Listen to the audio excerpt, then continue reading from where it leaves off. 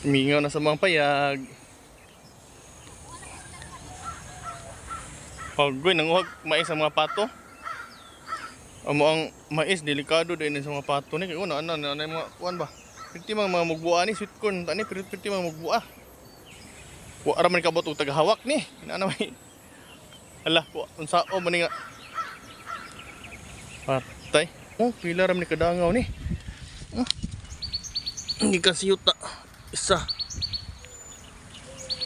Duha ra man kadangaw ning unsa ba din nga pagka sweet corn ni? Pitira mga magbua. Delikado ni panganon ra ni. Siyangan ni say. Panganon ra gyud ni siya nis. Mo ta ni pitirang gamaya sa mga sweet corn niya. Delikado. Tanawon to itong lista. Amo ang gamay payag. Karapagi ablihan. O para pinturahan og tiwas. Amo ang daghang mga gamit o pana arrange. Kung gibuhat nga luaganan. Nya ang berry. Nay mga bunga-bunga. Pero gamay na. Mong bayabas himsog-himsog yapon. Og ang amuang mangga duhanan ni kahigayon nga namulak, wa gyud bisag isa kabuk na bilin nga bunga. Sige nagkawala.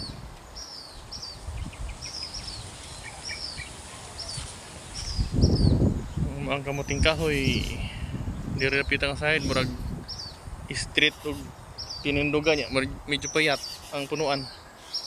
Andiri po sa pika side kay kuan siya. Dako punuan pero tumba man.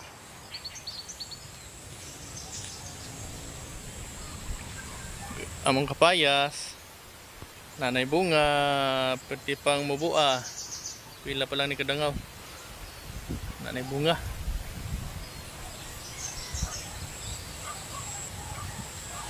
Yung speaker food. Napoy.